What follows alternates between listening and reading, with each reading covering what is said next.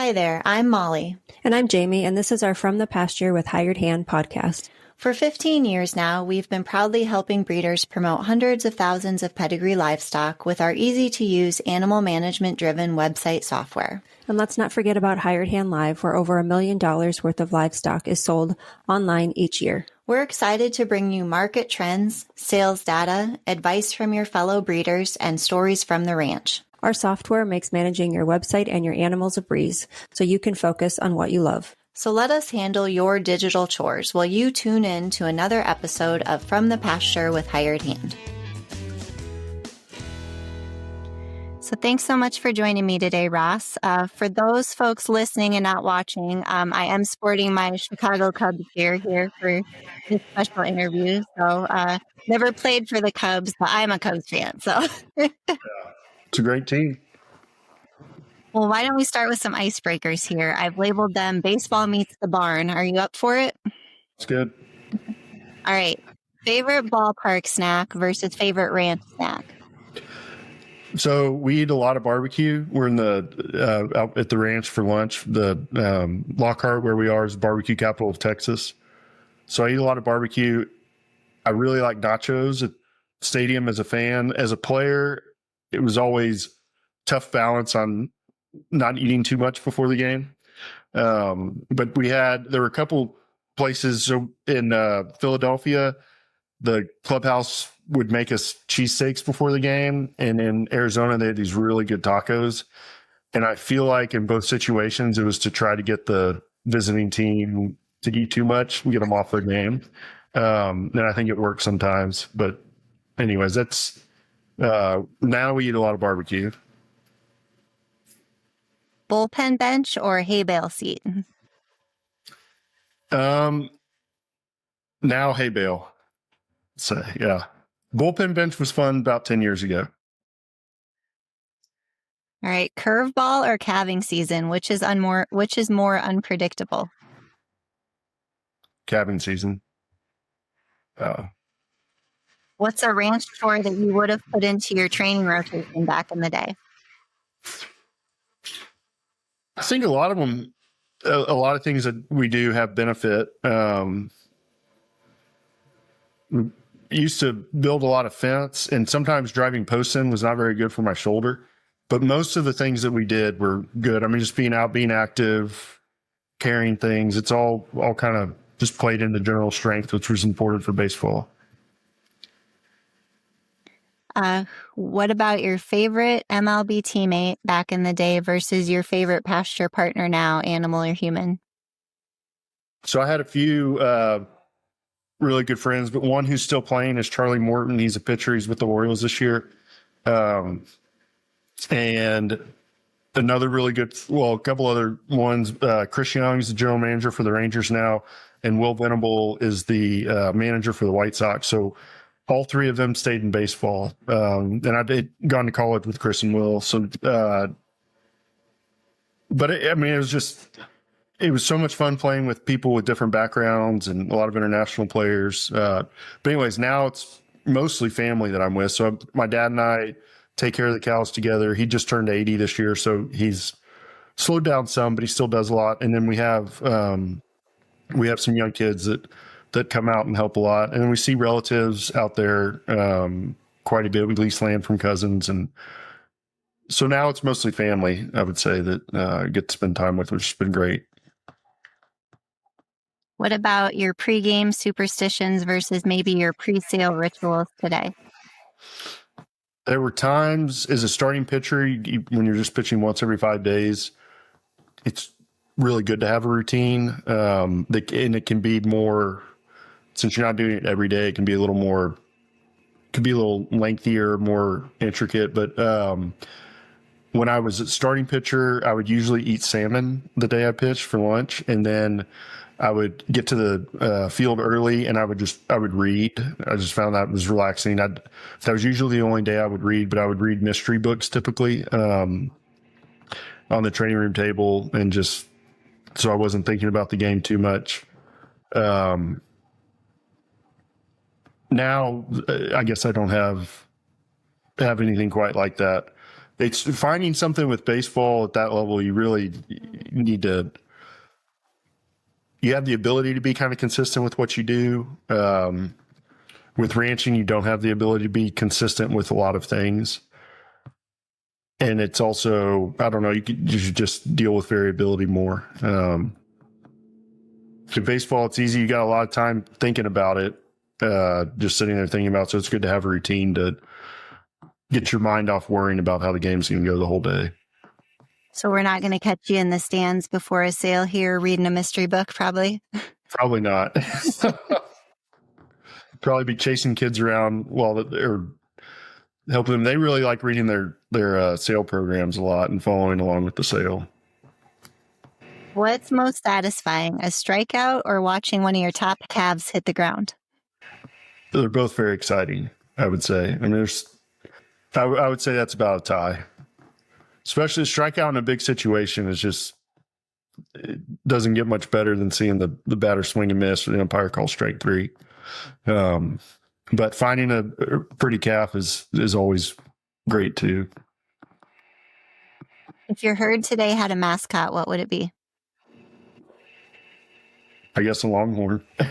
But we had a cow named Lollipop that we used on a lot of our marketing material for a long time. She was black and white speckled with twisty horns. And I had a nice picture of her laying down in the blue bonnet. So she was kind of our mascot. And we still use her and stuff. She died. She was in her late teens and died right after having a calf one year. And luckily we were able to get the calf adopted by another cow. But anyway, she was one that I would say was our mascot for a long time. Do you prefer boots or cleats? Boots. Who would be your dream guest to have out to the ranch for a day? So when I'm in the baseball mindset, it would definitely be Nolan Ryan. Just growing up watching him pitch and knowing what a great pitcher he was. Also, he's done so much in the Texas community and Austin community afterwards. And then he raises cattle and has done a great job with that.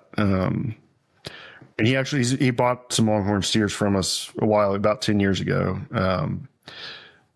But he hasn't come out to look at all the cows with us. So I think that would be a lot of fun. Well, let's jump in here and learn a little bit more about you for folks who, maybe haven't caught on here that you have a special past and have been in Longhorns for a long time.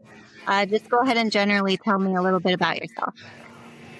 So I grew up in Austin, and we still live in Austin. My dad grew up on a farm. They had crops and commercial cattle the roads have improved. Now it takes us about 35 minutes to get there every day. But that's where my grandparents were when I was growing up. And so I would go out and visit them on the weekends and a lot of times in the summer, and kind of fell in love with ranching, getting to spend time with them out there. But my dad decided when I was at 13, I was in middle school, that he wanted us to get a few Longhorns. And at the time, I wasn't that excited about it. I really liked riding horses. That was usually what we would do when we go out on the weekends. And I felt like the Longhorns would be a distraction, and didn't understand why we didn't want to just have horses. But after we went and looked at a couple places to look at about buying some, I quickly fell in love with them. So we got Longhorns in 1995 when I was 13. So now we've had them 30 years and have grown the herd. So that's always been a part of my life. But after college, I really liked sports too growing up. And I played baseball and basketball in high school. Thought about playing both in college, but decided that I would just do baseball. I preferred basketball, but I had more upside in baseball and had a chance to play after college. And so I was drafted after college, and I played for 14 seasons between the majors and the minors, and then 1 year in Japan. And through that time, I was helping my dad raise the Longhorns. I would do a lot of our marketing. He would take care of the cows because I was traveling. When I was home in the off season, I would help him. But I always had an eye towards wanting to be a full-time rancher if possible, when I finished playing baseball. And so I retired from baseball about 7 years ago and have been doing the Longhorns full time now. And so Dad and I still take care of them together. And then our kids they're still young, but show a lot of interest in it and come out, and they can be helpful with certain things, even though the oldest two are 6 and 8. But they found things to do that are really helpful. And then also things where they're able to learn and try things out for themselves. So now I'm Longhorn rancher and I coach kids in sports. So you touched a little bit on about how when you were on your journey with the MLB, you still found time to, visit the ranch and help your dad and stuff. Do you feel like there was anything else you haven't mentioned from that journey that maybe led you to where you're at today with the herd? Well, so a few other things I would do while I was playing baseball, I was able to see a lot of other of Longhorn breeders and their programs throughout the country. And I enjoyed that and learned a lot from it. And it also makes it more fun to get to experience it with other people, see what they're doing, see what they care about. You learn things, but just the camaraderie of it is nice. So that certainly continued to build my passion for it while I was playing. And then I also had an internship at the Department of Agriculture in Washington, D.C., and was mainly focused on animal traceability. They were wanting to roll out a fairly intense program of animal traceability. And around the time I was there, they decided to scale back and give the states more responsibility, which I thought was something that I thought made more sense. But generally, I don't have much interest in politics and governance, but that was a good experience. I met a lot of really nice and interesting people doing that too. So you mentioned that that was your dad, Curtis, that kind of, got you started with the Longhorns. Do you know what made him choose Longhorns for your ranch? So our family's been in agriculture in Texas for almost 200 years now. The first ones came over, they were German. First ones came over in 1831. The first Ohlendorf came over in 1845. But some of them had other businesses, but everybody had kind of an agricultural background and base. Dad grew up on a farm, and he had a cousin who had Longhorns. It would have been probably in the 70s. And Dad was out there, and there was a newborn calf, and it was just super colorful. And from that time, he was excited about Longhorns, even though he went to Texas A&M and they had a big rivalry with the Texas Longhorns. But there was something about the color, the uncertainty of what color the calf's going to be, the enjoyment of figuring that out that really sparked his interest. And now he's been he was working at UT. I mean, he really put in a lot of time to the herd as I guess he was 50 when we got our first Longhorns. He's 80 now. And we owned some land, but we leased a lot of land. And usually when we lease new places, we had to put in a lot of work on the fencing. And he worked really hard to get us to the point where we brought our herd to what it is today.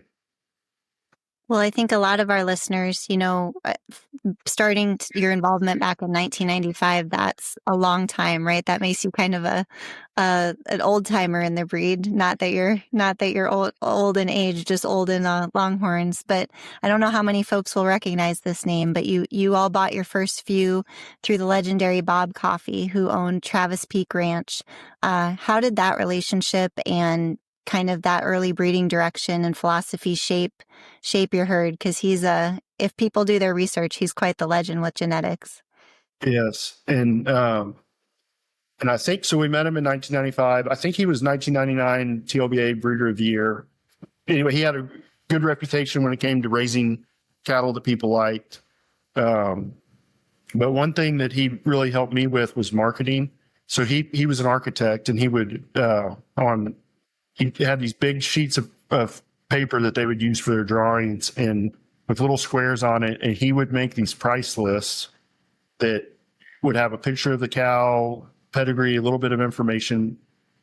Not nearly as much as we put on websites today, but it was, prior to websites, it was a good way to get people information in a way that was fun to take in and absorb, where they could look at a lot of different options that he had for sale and take their time doing it. He'd also have people out to pick them out in person a lot, but he, when websites weren't an option, he did a great job with his marketing and making the sales process or the buying process fun for his customers. But he also, he'd been doing it a long time, so he had a lot of advice about Longhorns and how to take care of them. And we met him. He was really good friends with one of my aunt's boyfriend at the time.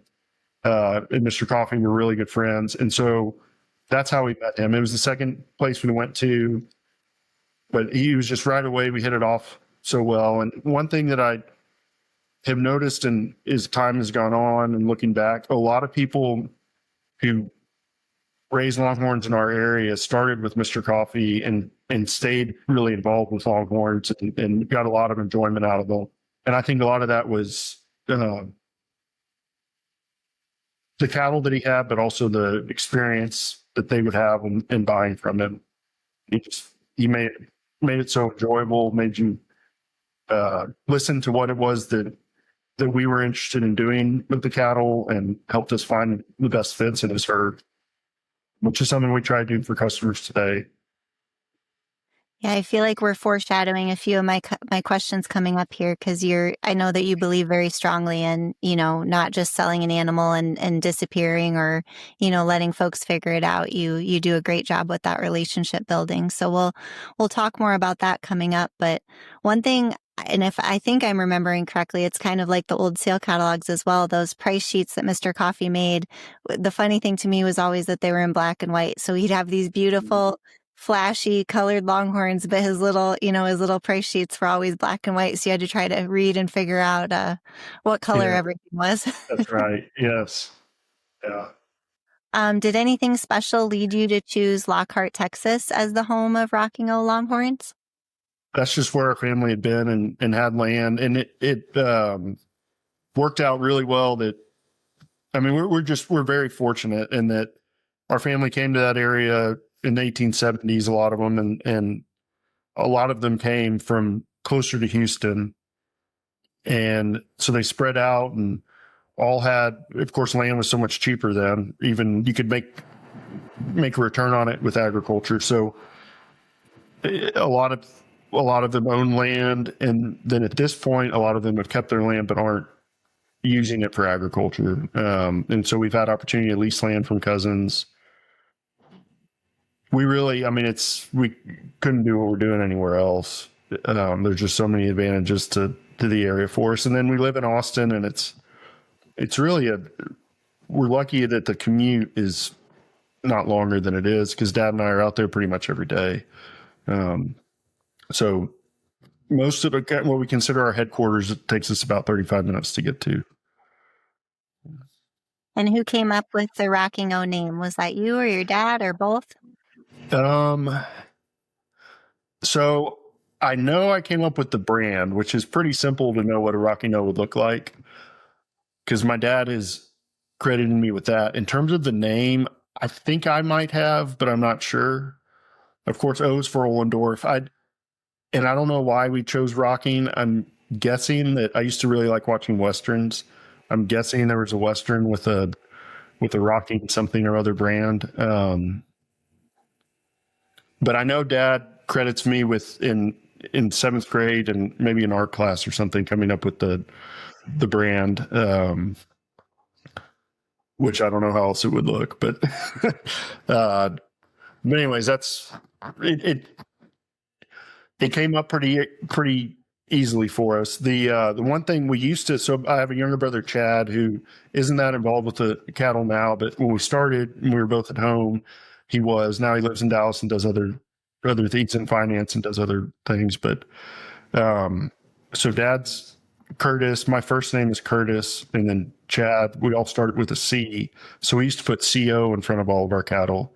And then I think about 12 years ago, Dad felt like we should change it to RO. And I'm glad we did, because now our cattle are more programs, and it's nice to have the RO. But there's still a few CO cows out there that Chris Hesse has a couple, and there are a few others that we're really proud to have raised.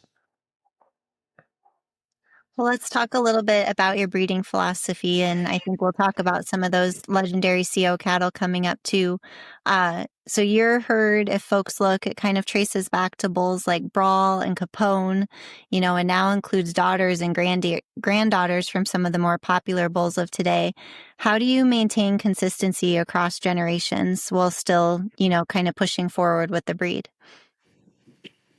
So the thing that I guess has constantly been added onto in our herd is horn length. And there's so many things you can breed for in the Longhorn breed. There's so much variety.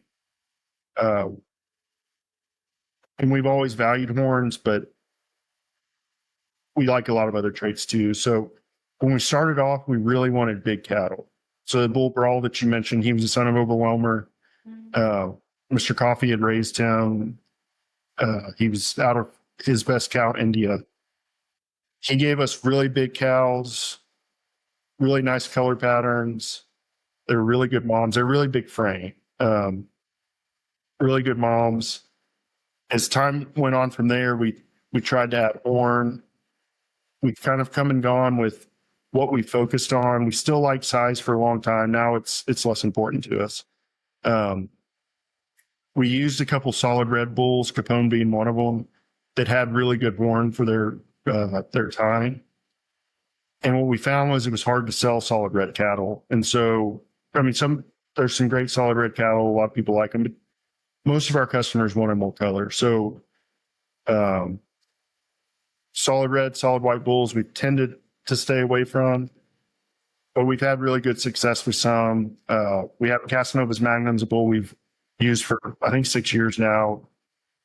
And he produces a lot of white calves. But not every bull is going to be perfect. So that we try to, but Magnum produces some super flashy calves too.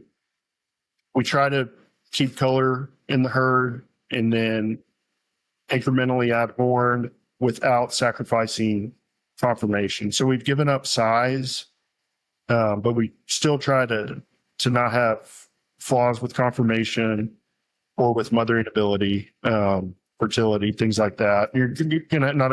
No cow's going to be perfect, but those are things that we think about.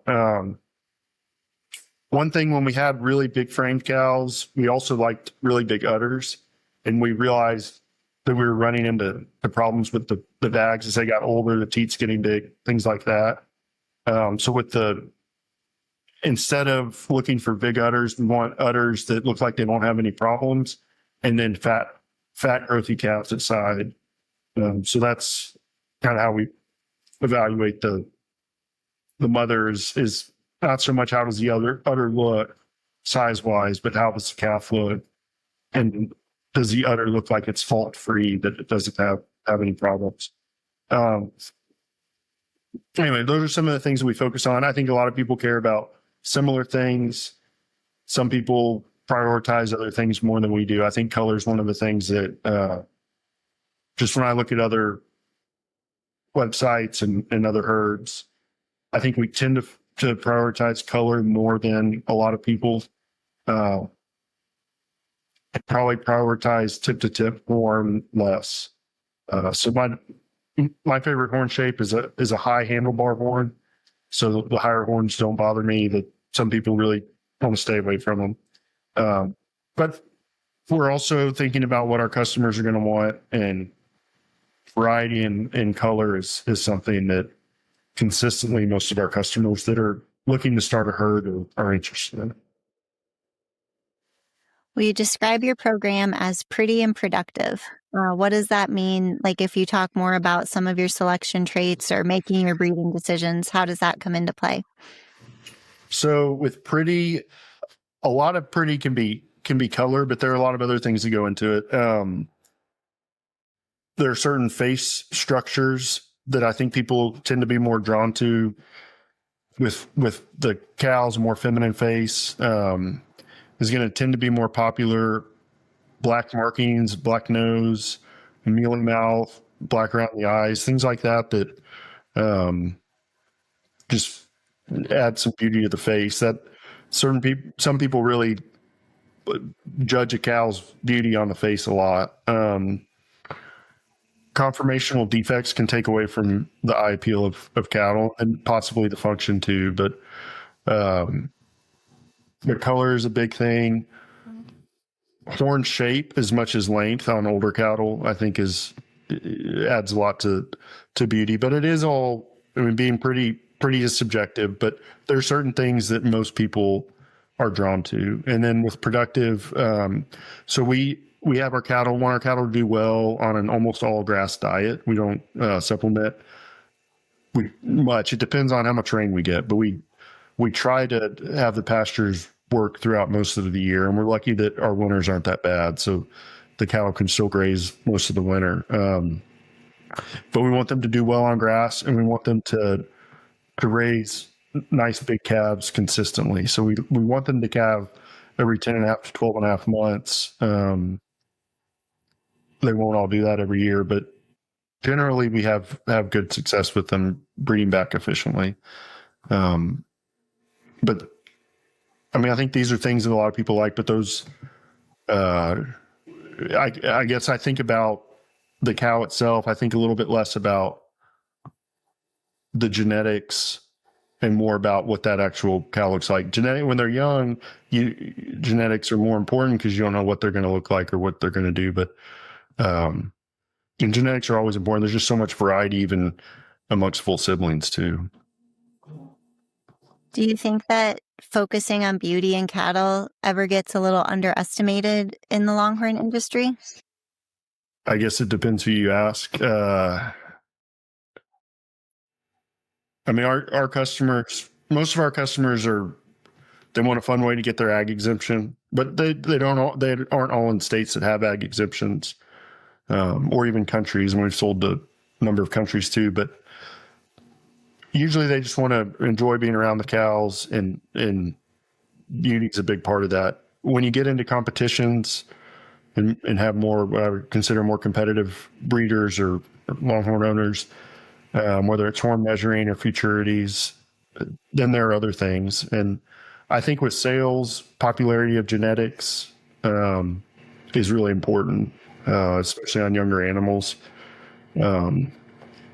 And people also want to trust in the program that is selling the animal and that they've seen other people pay a lot of money from those programs. That's important too. And that just having a good reputation. So there are a lot of things other than the beauty of the cattle. For what we do, most of our customers just want them to be pretty. They also, I know our pretty and productive is our slogan, but disposition is really important too. I mean, a lot of people that, and we don't hand feed the cows, but we want them to be calm. We want them to come when we call. So that's another thing that matters a lot. But I guess back to your question about if it's undervalued, it just, I think I hear people talk about a lot of other traits. So I don't know if it's something that's hard to quantify, and that that alone makes it feel like not enough, I think, to certain people. And that's fine. And there are a lot of different things to care about within Longhorns, and deciding which ones you like more than others. So I'm sure you've studied a lot of game footage and performance metrics while you were in baseball. Did any of that same analytical mindset carry over into how you decided to track bloodlines or build your program over the years?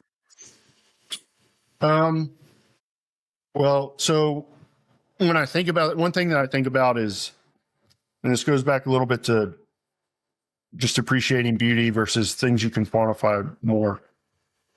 So I was a pitcher, and a lot of evaluating pitchers is judging how hard they throw. And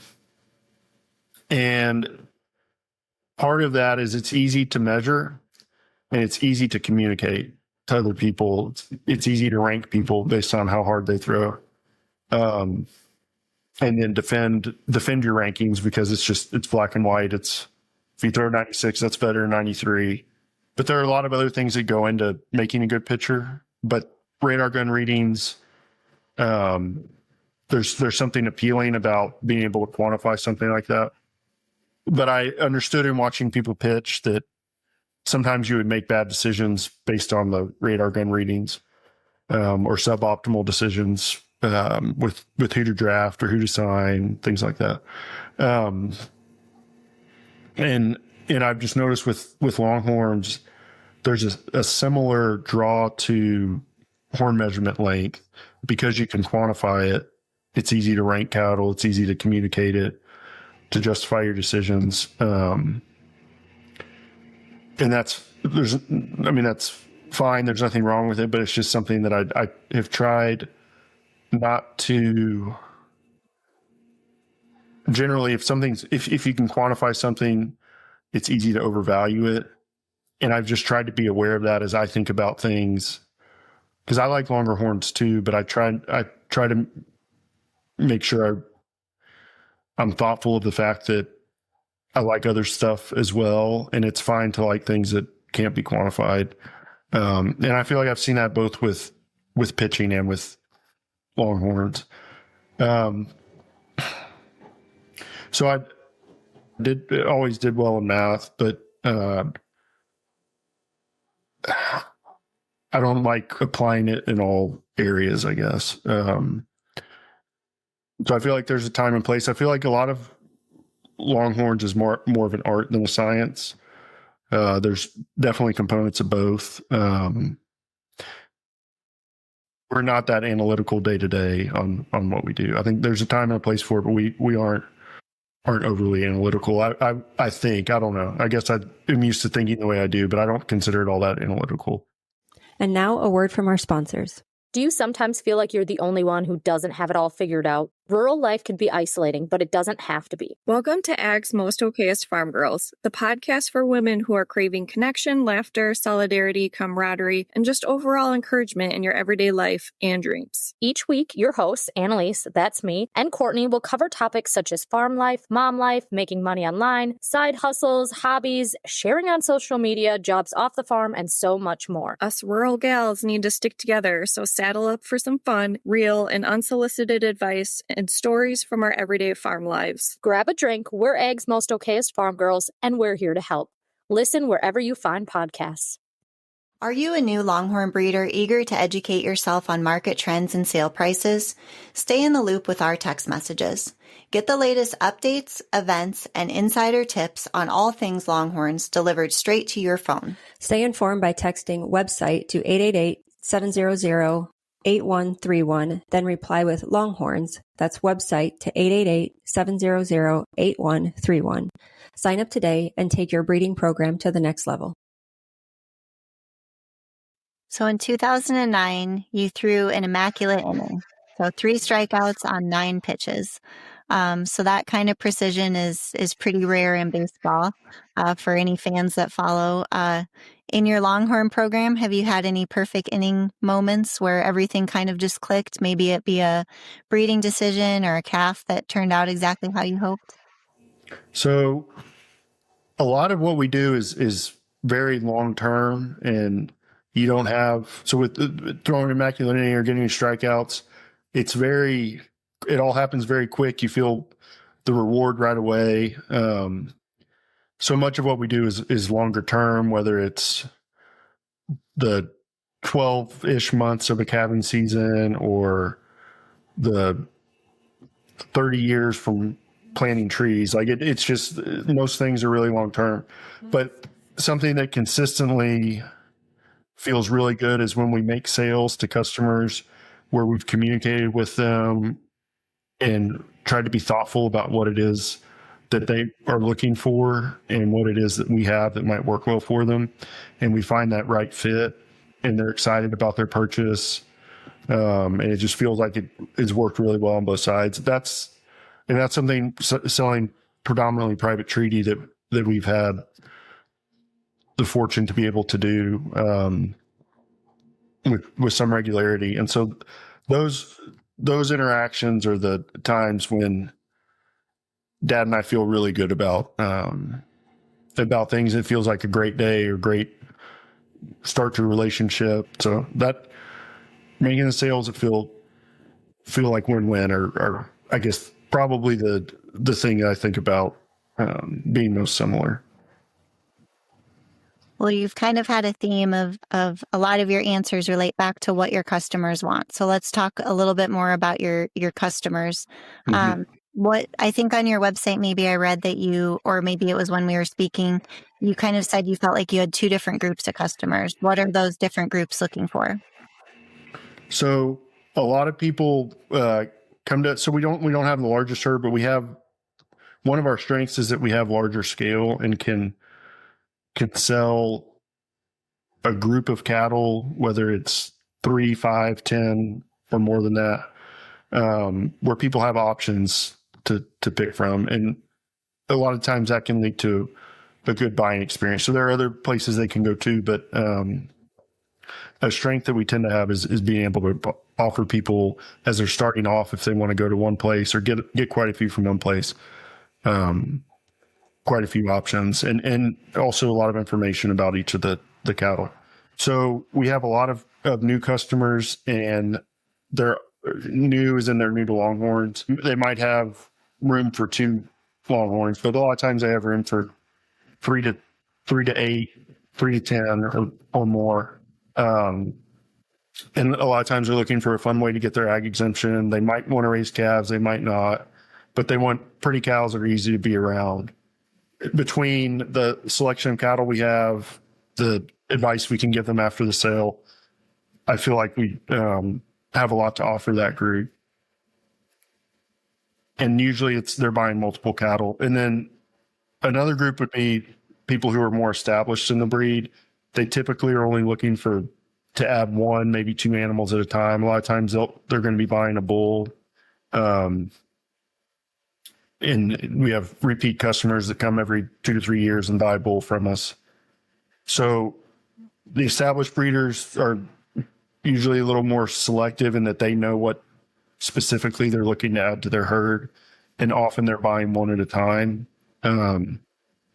They might be more comfortable at a higher price point, just depending on who it is. That second group, they have the volume that we have and the experience that we have might benefit them less than the first group, but I think we have good fits for people who've been doing it a long time as well.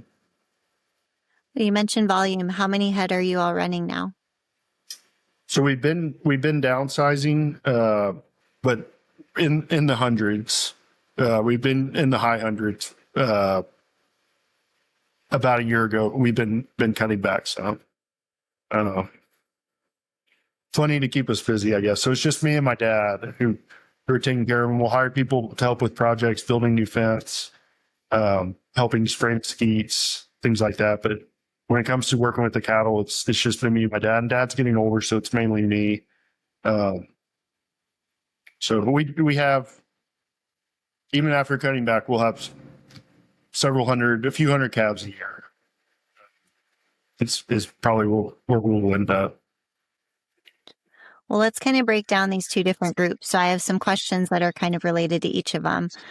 Regarding the folks who are just getting started and maybe they're looking for what has kind of been labeled a starter herd, how do you, what goes into building those groups of cattle for folks, and how do you approach making sure that the grouping they're buying is going to complement each other and meet their needs?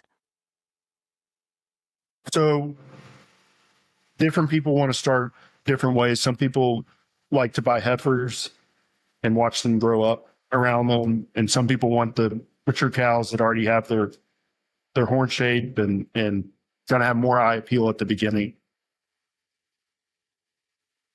I tend to, when working with our own herds, we have a number of different herds.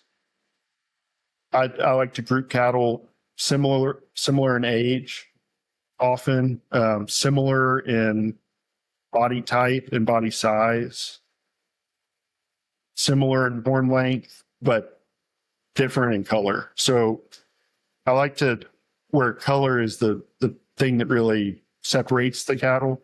It makes them all look unique, but in terms of body size and conformation, particularly body size and age, there's some close to uniformity. I just think that, to me, there's more eye appeal to that group. I think the cattle tend to do better than having a heifer or two heifers with two mature cows. I think the cattle like being with ones that are similar in size, but I think from an eye appeal standpoint, it's nice. But I like having variety in color, and a lot of our customers do too. I mean, that seems to be a fun thing, is picking out different colors. So I just think about what I would like in a group, and we also customize packages for people. But a lot of times the big decisions that they need to make are whether they want to go with older ones or younger ones, what price point, and how many. If I have that information, I can make suggestions and let them, some want to know just what we would do, and some want to have, they're going to pick 5, they want to see 10, and then they want to pick them. It's just different people like to pick in different ways, but we try to be flexible and gear it towards what they want. What advice do you give to the first-time buyers, especially those who are interested in Longhorns for more fun or an egg exemption or pasture art? So the biggest mistake people tend to make is to overgraze the land. Most of so within Texas, the counties set the ag exemption requirements. Most are pretty conservative in that they don't require you to overgraze the land to get the exemption. The exception to that would be on smaller properties. So most counties will have a minimum of some counties anyways, will have a minimum of, say, 3. If you have 10 acres, it might be that 3 will overgraze the property. Bastrop County, which is close to us, went up to 7 a few years ago as the minimum. And so that's really hard. If you have a smaller place, which a lot of people do, that can be taxing on it. But if you have a larger place, usually the county's going to be conservative with what they require. We usually encourage people to start at that number if they feel like they can add more later. It might be more fun to add once they've already had Longhorns and know a little bit more about what they would like to add to the herd. But the main thing is just not buying too many to start. Well, we talked a little bit before about Bob Coffey and some of the marketing lessons and advice he shared with you. And one of those was being available before and after the sale. So how important do you think that is? How important do you think ongoing support is to, breeders that you're selling to? So for us, it's something we take a lot of pride in and enjoy. And a lot of our customers haven't raised Longhorns before, and oftentimes haven't raised cattle before. So they're just things that might feel overwhelming to them, or just they might feel a lot of uncertainty that we don't necessarily know the answer, but we know how we would handle something. And just being able to have a quick conversation like that can be helpful to them. And it's something we're happy to do and kind of take some responsibility to do. I mean, we try to raise really nice cows that people will like, but we ask a premium for our cattle over what you would pay if you went to the sale barn to buy cows. And part of that is that we're providing service with the cattle and with the sale. But we don't feel burdened by it. We like to do it. We want people to be happy with what they've gotten. Have you found that leads to a lot of repeat customers? It can. The thing we do have a lot of repeat customers, but a lot of times once people establish their herd, they start having calves, they're not thinking about buying so much as selling. And so we give them thoughts on that too, as we have them. But a lot of times they'll come to buy a new bull after a few years, and maybe there's a cow they've seen on our website they really like. So a lot of our repeat customers are just, so we have some customers that buy one or two every year, and as they make sales of their own, they're buying ones on our website that they really like. So we hope it does, but if it doesn't, that's fine too. In your 30 plus years of being in the breed, do you feel like it kind of goes in waves of shifts in who's buying, whether it be casual or veteran breeders? Does it kind of just go in different waves, or is it pretty consistent with both groups? So I'll just say on the last few years, well, I think that mix has been somewhat consistent, but for us, as we've done it longer, more people know us and know of our cattle. We have gotten more veteran breeders to cows or buy from us than we did starting off, certainly.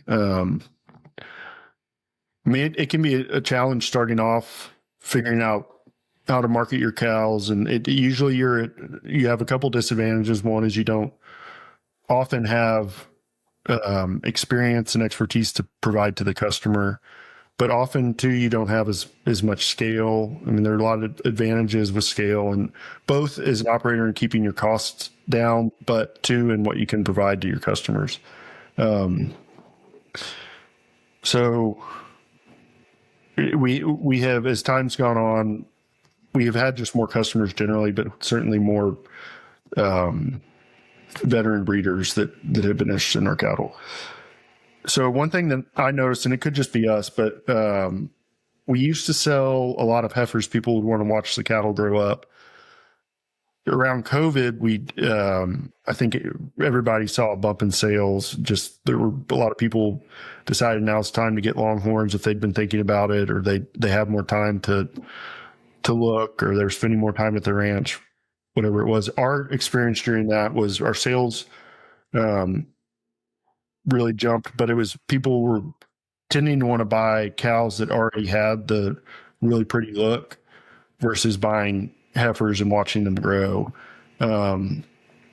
It's been back to a little bit more even mix, I would say, in the last year, but I don't think that our customers are looking at heifers as much as they were 6-7 years ago. And that could just be us, but that's just something I noticed. And I think it just goes to long-term versus short-term goals and in what you're wanting to get out of it. If you want to have people out to your ranch to see impressive Longhorns, you're going to want to get older ones. And I think that seems to be in our customer group, a little bit more of what's happened in the last 5 or 6 years. Do you feel like there was a turning point over the past few years probably more further in the past than the past few years, but a turning point when Rocking O went from kind of building to being a true leader in the breed? I feel like things have just been gradual. I'd say the time that, so in 2020, we were named TLBA Breeder of the Year, and that was certainly a highlight for us. And we don't show our cattle. Some of our customers do, and we've had some customers do very well with some of our cows in the past, especially mature cows. There was a stretch of several years where 2 different cows we raised were going back and forth at the TLBA World Show between mature and reserve mature grand champion. But a lot of times to get Breeder of the Year, you show a lot, or you're at the big sales a lot. So anyways, and we don't really do either of those things. So that was a big honor. I think it helped that it was at the beginning of COVID and people weren't going to shows, but I guess that was a really cool thing for us. So I don't know. I think there's a lot of different niches to fill within the breed, a lot of different things you can choose to focus on. Some are more visible in public than others. But we really like raising Longhorns and interacting with our customers are kind of the things we really enjoy. But it's nice when a lot of people know who you are too. Well, you mentioned a few, champions in the show ring. I'm going to ask you about one of these cattle that carried the CO name before you switched. So CO Pinta, she brought some major dollars in the sale ring. Tell me a little bit about that story, and then maybe just some of the trends you've seen change the most since the 90s, from being in the breed so long. So we had a bull. You'd mentioned Capone earlier. We bought Capone, and he was one of the solid red bulls that we had used. We bought him as an 18-month-old from Daryl Dickinson, which we bought a lot of bulls from the Dickinsons over the years. I think we have had 9 or so that we either bought directly from them, or there was one named Chart Iron that they raised that we bought from someone else. But I think the other 8 we bought directly from them. And Capone was the first one. And so we used him for a few years, and we were getting a lot of solid red calves, and so decided to offer for sale. And the Burtons Bill and Sue Burton bought him from us. And when they came to look at him, we had this heifer, CO Pinta, that we sold it. We had a price at $1,700, and they bought. And then they had her for about a year. They marketed her well. Her horns just grew straight out. And they ended up taking her to one of the, I think it was the legacy sale, and she sold for $49,000.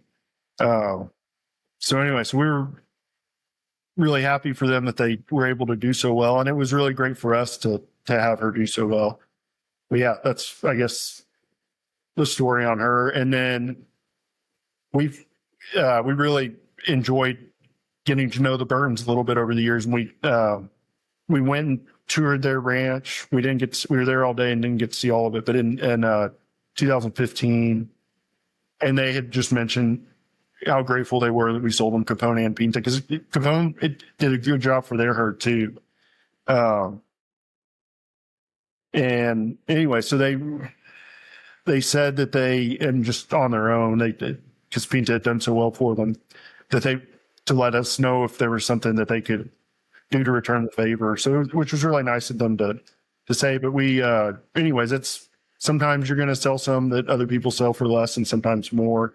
It reflects best on us and makes us feel best if they sell for more later on, especially she was one of the high selling heifers at the time. Yeah. That's awesome. Who would you say is the prettiest cow that you've ever owned? And was she fun, like your motto says?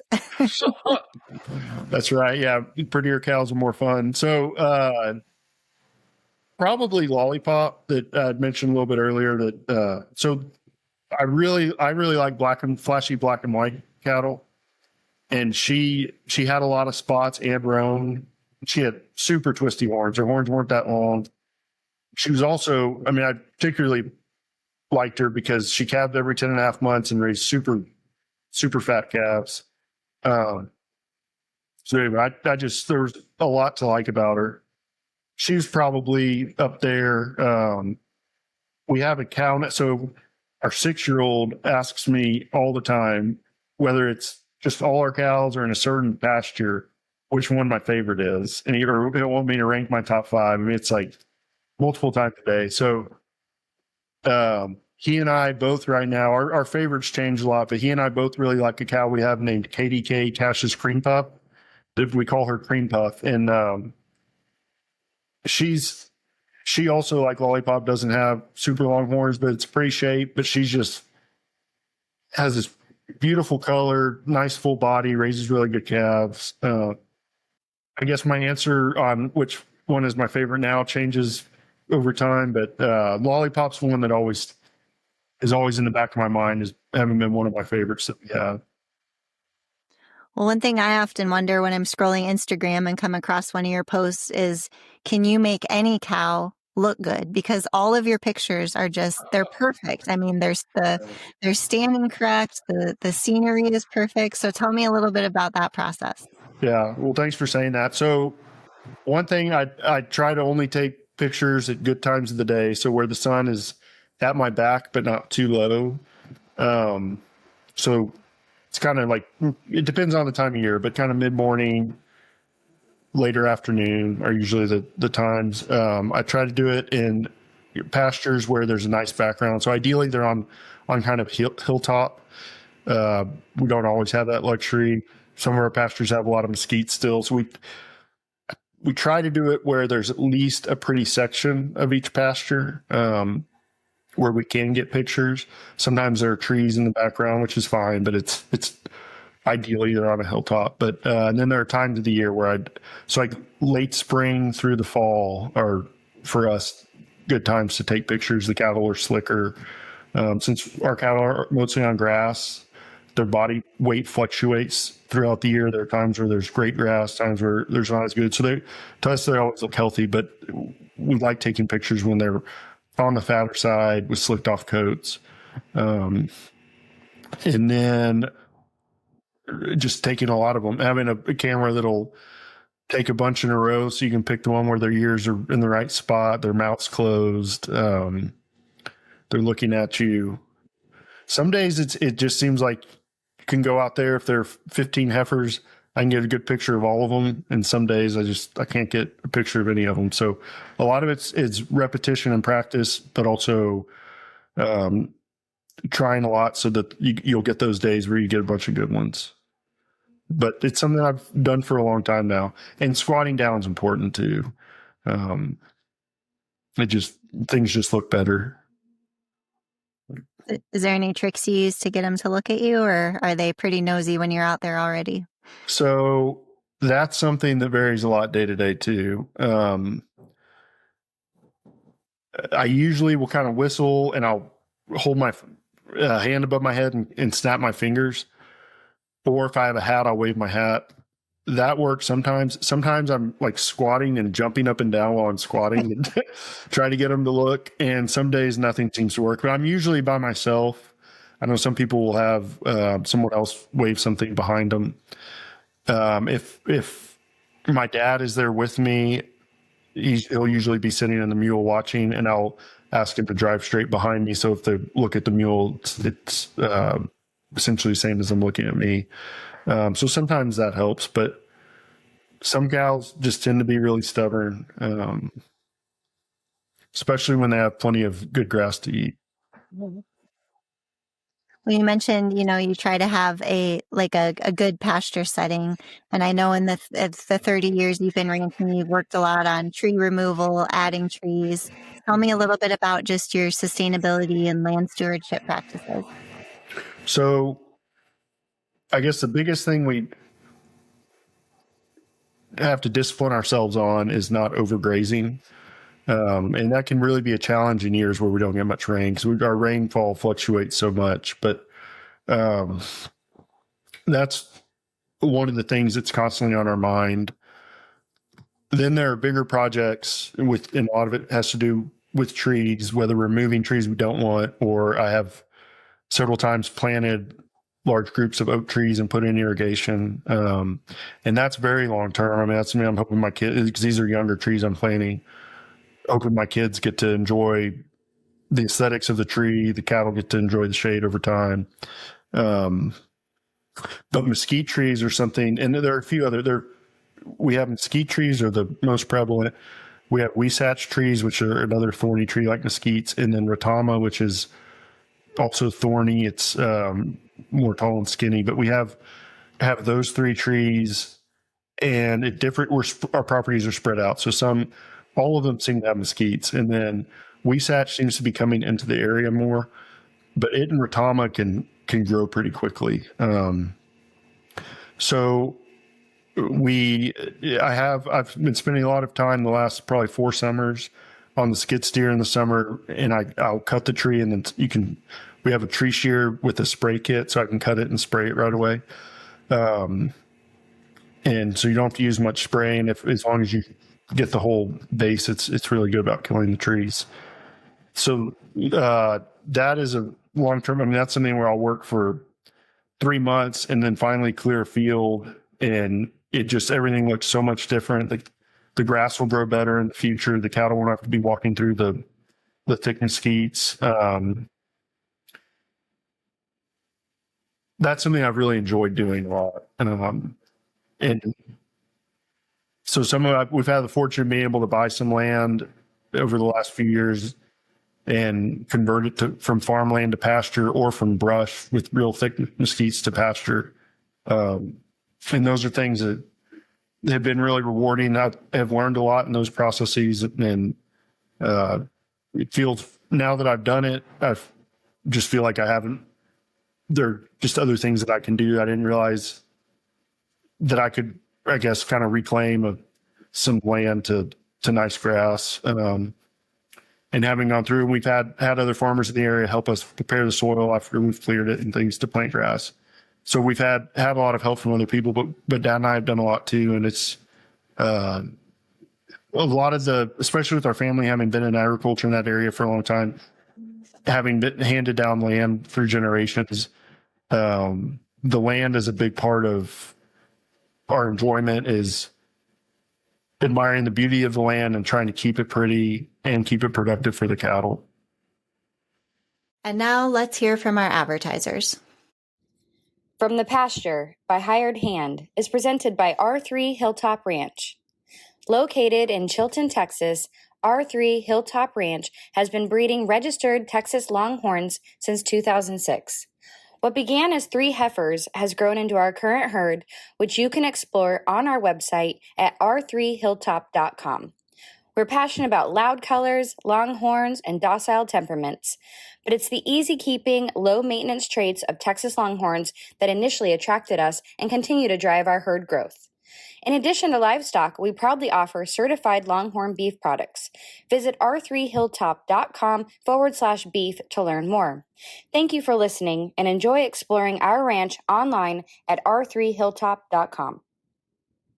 Imagine updating your website and managing your animals at the same time without needing tech experience. With Hired Hand software, it's that easy. Our user-friendly platform is designed specifically for breeders, allowing you to keep your site fresh and your animal records up to date in just a few clicks. Let us simplify your digital chores while you focus on what you do best.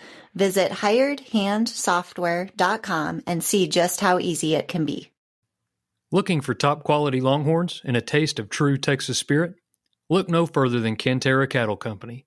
Our passion for Longhorns shines at Old Gringo Ranch, where tradition meets excellence. Visit us online at CanteraCattleCompany.com and follow us on Facebook, Instagram, and TikTok for the latest updates and ranch life fun. Ready to experience it yourself? Schedule your visit by emailing canteracattle@gmail.com. Remember, God is great, Longhorns are good, and life is crazy. Well, let's switch gears a little bit here and talk about the Longhorn community. So we've already talked a little bit about how Bob Coffey was a great mentor to you. On your website, you mentioned that you were fortunate enough to get to know folks with the Jones Ranch and the Buckhorn Cattle Company. What are some other things that we haven't talked about that you've learned from these programs or these people that still help guide your decisions today? So one thing that I think is kind of in line with some of what I've talked about is would be something I remember the Joneses telling us. So Ron and Joe Jones raised Longhorns for a long time. I don't know if it was 40 or 50 years. I would think it was 50 or maybe a little more. And they had the bull gunmen who really added a lot of horn to a lot of cattle. And so my impression of their herd was always that they had industry leading horn, and that horn was a big focus of theirs. But one time when Dad and I were up there picking up some cattle we had bought, we got snowed in, and we ended up spending probably a day and a half with them. And they talked about how they really like black noses with the mealy mouth, which is something that we really like too. And it kind of clicked for me that even people who are elite in breeding for horn can still prioritize other things. And just the kind of simple beauty of the cattle. And they're something that appeals to them personally. And so anyways, that was an interesting thing for me. But we were really lucky a lot of the these mentors were more similar to dad in age, but he was, I guess, closer friends with them. And, but I got to listen a lot. And they were all really nice to me. So Buck and Sharon Adams raised Longhorns for about the same length of time as we have. And they just decided it was time for them to sell. And we had gone to visit them in 2015. And then I think it was 2021, Buck called me and said that they were going to sell their herd and asked if I would buy most of it. And so we talked for a while. He sent me all the information on them. We went up and looked at them, and they hosted us at their house. We had a great time visiting with them. Cattle really fit what we like really well. And so that was such a special thing for us to both have the opportunity to, I guess, in relationship with them and get to spend that time with them, but then to kind of take on so many cows into our herd that would be so impactful for us continuing to breed for what we like. And he did it too at a price, because he knows this is what we're doing full time. It was a price where he wanted to, really help us out. We were helping him out, and then we were continuing his breeding program that he worked so hard on. It was just a great thing for both of us. The other program that we've made a big difference for us was Lazy L Longhorns. They were in Lockhart, really close to us. So I'd go look at their cows a lot. And they, over time, over about a 6-year period, kind of sold us our pick of their cows. And that was one thing. It started off small. We made one purchase off their coal list. Kind of had that interaction where in their coal list was still really good cows, but where we had made one purchase from them, figured out cattle and prices that would work well for both of us, and then continued to get to know each other, get to know their herd. When they were ready to sell some more, they came to us, and in the end, it worked out well for both of us, where we ended up buying kind of our pick of their cows, which made a big difference in our herd too. So we really benefited from other breeding programs too, but those are 3 of the big ones that in more recent years have really helped shape our herd and breeding program. What's your favorite Longhorn event or sale of the past? So one that I really liked that was kind of smaller was the Blue Ridge sale, which John Marshall put on. And it was at his ranch in Llano, and sometimes it would storm there when we were most of the time. But otherwise, the weather was so nice. It was such a friendly, kind of laid back environment, and the food was amazing. He really went over the top with the food, and that's one that I really enjoyed. And our kids were pretty young the last couple sales he had, and they could run around, and it was just really nice, fun environment. They brought in chuck wagons, right? Am I thinking of the right? Yeah, the food? That's right. They did. And they had steak, they had fried shrimp, it was just all kinds of stuff. And then breakfast, I know they cooked coffee at the chuck wagon.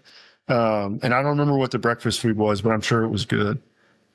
I think it was like biscuits and gravy, and I think it was like. I bet it was. Yeah. But he really went over the top to just for everyone to have a good time. And we also bought several cows there, several heifers, because it was a sale where prices weren't real high. Like, it was one of the ones where prices weren't real high, and but Brian Brett was really good friends with him. The 2 of them put in cattle that they really liked. And we bought cows from both of them that we have owned for multiple years now, and really, really been happy with. think most of them we bought as heifers, but as they've grown up, they've just turned into great cows. Do you have a favorite sale or event of the present? Most of the ones we've gotten to the last couple of years have been in Lockhart. So I really haven't been to that many. We always, the Will Rogers Center, the ones that are there, I really like. I think it's a nice place to look at the cows, and then the sale arena is so nice. The stockyard sale is we've gone there, and that's a neat environment. It's much different than the Blue Ridge sale, but I think it fits the quality of cows really well. And it's the cattle there are so nice. There's so many that I haven't been to. I've heard really good things about the Wisconsin sale, and so we usually try to take a road trip in the summer, and that sounds like a really nice place to go. So I'm hoping in the next few years we'll make our way up there. And then the Scott Picker's Oregon sale, I've heard great things about, but we're usually going to something that's where we can go there and back home that night with having the little kids. How has the Longhorn community helped you grow as a breeder?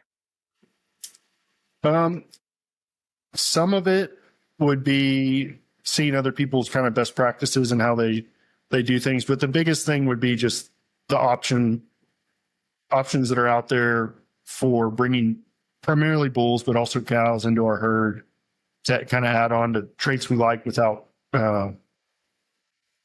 breeding too closely genetically. And there's so many good programs out there that have cattle that have a lot of appeal to us. I think that's one of the biggest things is just giving us opportunities to bring in new genetics, but the camaraderie and getting to know people makes it more fun. And when we have people out or we go to someone else's place, it just, the things we talk about then while we're visiting with them make it more exciting the next few days or weeks to look at our cows and think about them in a little bit different way, or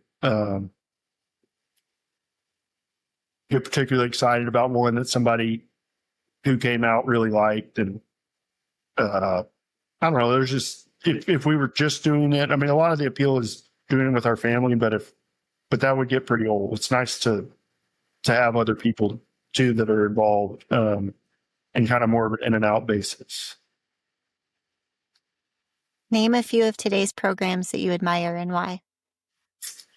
So the one that we bought the most bulls from would be Dickinson.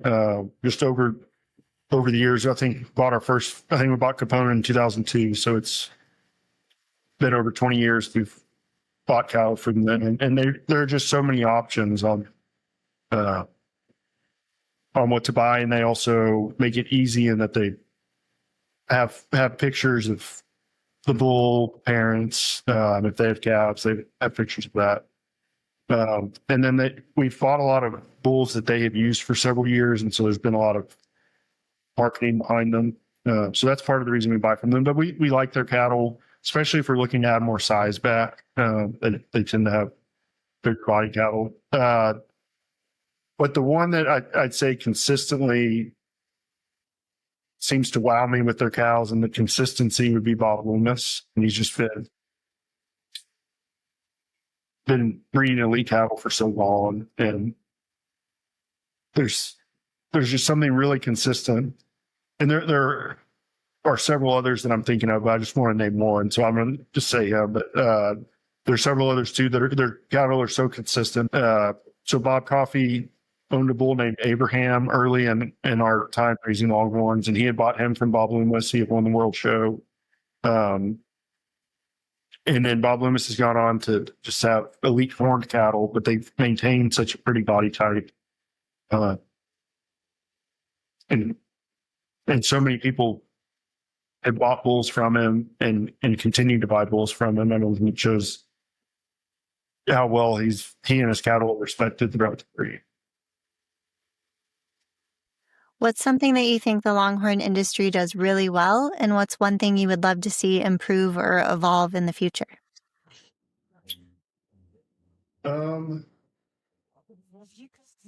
even though we don't go to a lot of events, I think they do a good job of having a lot of events. I mean, I think that's one of the main things is industry that would be kind of industry wide. I think when chatter is positive generally, and I think people are having a good time, enjoying it, enjoying raising Longhorns, feel more excited about buying and selling from each other. And sometimes things aren't as positive. So I think just as long when things stay positive, I mean, they're not always going to be, but as much as people can try not to get into controversies and stay positive, I think things will be at their best.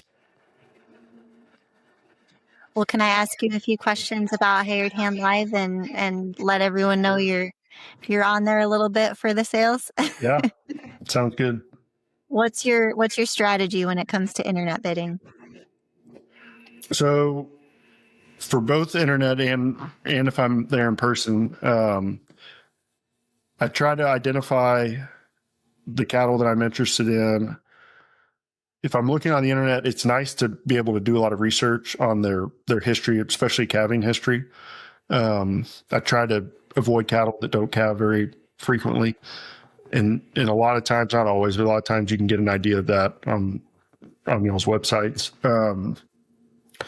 But I come up with a list sometimes, depending on the sale. Sometimes it's long, sometimes it's short. And I just come up with a max bid on all of them. And then I try to stay at that. Usually I do a good job staying at it. I have gone over it before, but I guess it's kind of that simple. Identify ones I think would be a good fit for us. And then figuring out a price where it would make sense and then try to stay there or under it. Is there anything specific you look for when you are evaluating animals online that you know you might not see in person before you bid on them or purchase them? Besides, calving history is one of the biggest things. There's a lot of benefit to seeing the cattle in person. Disposition is one of the biggest things. But cattle just look different sometimes in pictures than in person. And body size is another one. Maybe there's some conformational things that you can't see in the picture. So I like to see cattle in person, but if not, I like to look at calving history. It can be helpful to be familiar with some of the genetics of the cattle and also be familiar with the seller, whether we know them or just have a feel for kind of what kind of cattle they like. And then also whether they tend to put cattle they like in sales or maybe cows they don't like. We don't necessarily know that. It's not going to be the same for every sale for every consignor, but usually I'll try to form some sort of thought about that. Like with John Marshall, when it was his sale, I felt like he was trying to put his best in.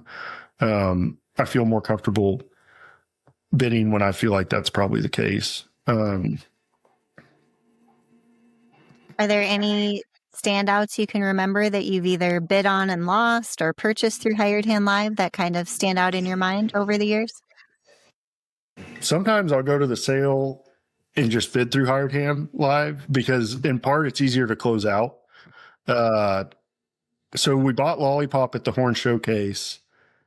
I think I might have bought, even though we were there and saw her, I'm wondering if we might have bought her through Hired Hand Live. I'm not sure.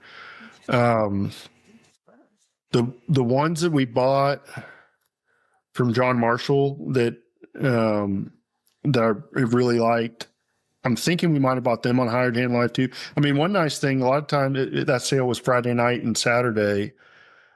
A lot of times we go Friday night, we weren't sure if we'd be able to make it back on Saturday. And so we could bid on Hired Hand knowing we could close out even if we weren't there. I know for sure I did that at one of the Blue Ridge sales. And I'm thinking, I'm thinking one where we bought 3 heifers and a young bull that we all were just so happy with. And several years later, just it felt like such a good purchase still. I think we bought those through Hired Hand Live. I think I remember a few times, like when Hired Hand Live was still fairly new and Jamie and I were still kind of like learning people's quirks and patterns. I remember, I think it was a Macomb sale. You were in the audience, and I think you were bidding online, but then we saw your dad's hand go up, and we were worried you guys were like bidding against each other. And I remember I had to come over and ask one of you, like, what's going on? So, But I think I remember the Blue Ridge sale though too. Like we had to make sure, you know, because we had seen you one day and then, you know, the next day or whatever. So yeah. And sometimes, I mean, this isn't usually a factor, but sometimes it's nice to be anonymous too. And that's not something I think about a lot, but I know some people feel that way so anyway, I mean, it's such a great service you'll provide. thank you. And it does so much. So one thought that I've had is between y'all providing the internet bidding and then the haulers like Wes Clark making transportation easy, it just opens up a whole group of buyers that wouldn't be there without that. So anyways, it's really been a good thing, I feel like, for everybody. Yeah. Well, I just have a few more questions here as we kind of close out. If you were a new breeder or you were talking to a new breeder who were starting their program from scratch today, what advice would you give them beyond genetics?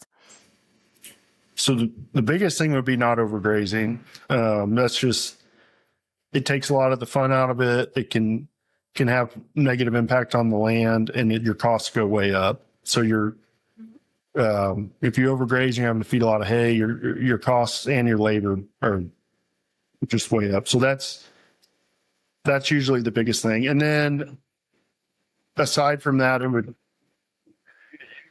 just depend, be asking questions about what they're trying to get out of it. When people just want to get some cattle to enjoy,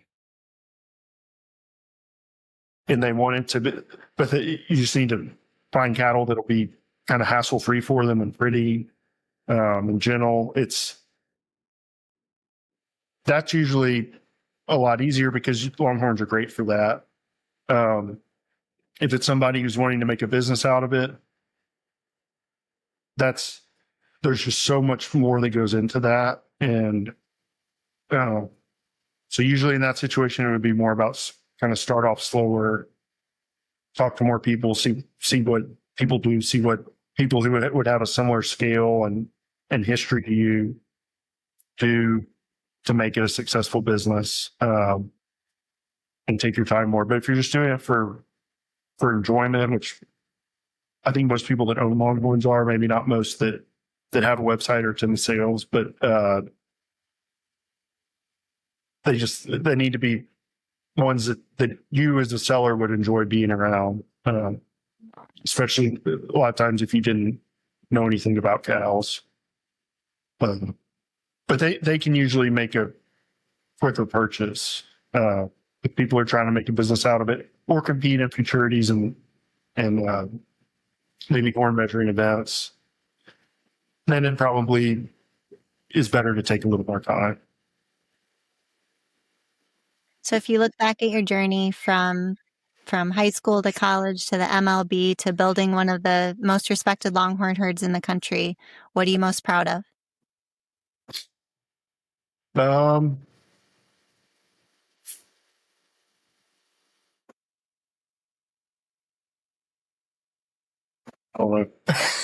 There's so many different things. I will say one thing that I put a lot of thought into, and I feel like is worked out well, I guess thought, time, and resources into, is for us to be doing this full time, we need to maintain a large enough scale, not necessarily the largest scale we've had, but we need to have a larger scale. We had a lease property for a long time that changed hands a few years ago, and most of the land that we have a cattle on, we lease from longtime neighbors or family, or we own. And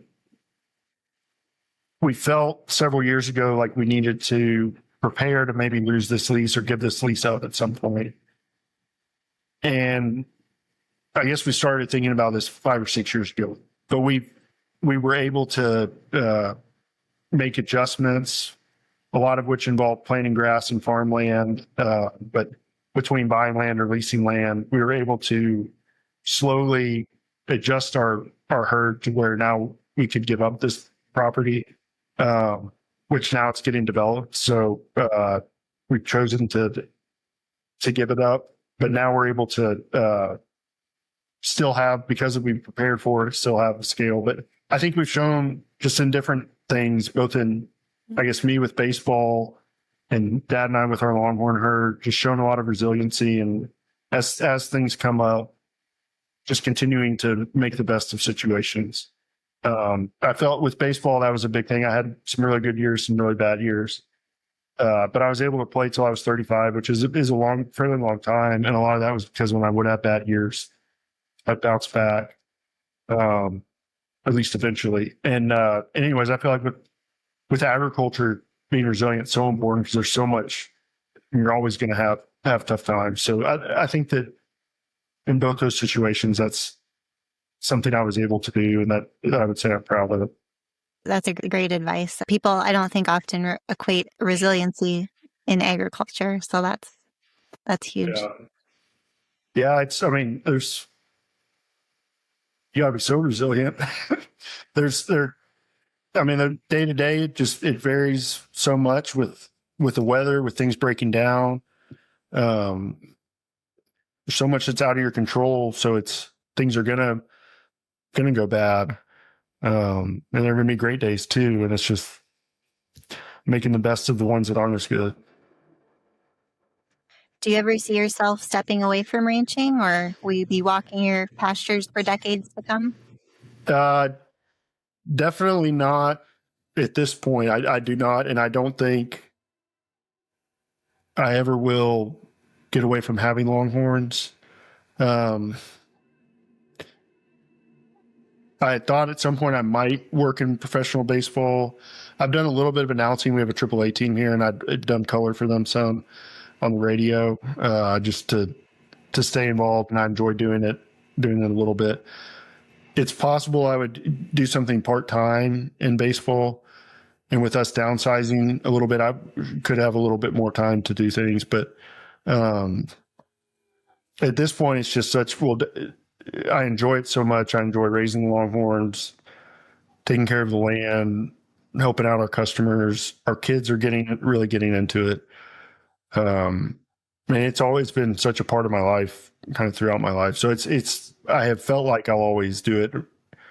My thought is really one of our kids is going to want to do the Longhorns at some point. I mean, if they don't, that's fine. But I think that there's a high likelihood of that. So I'm planning on it being very much a long-term thing still.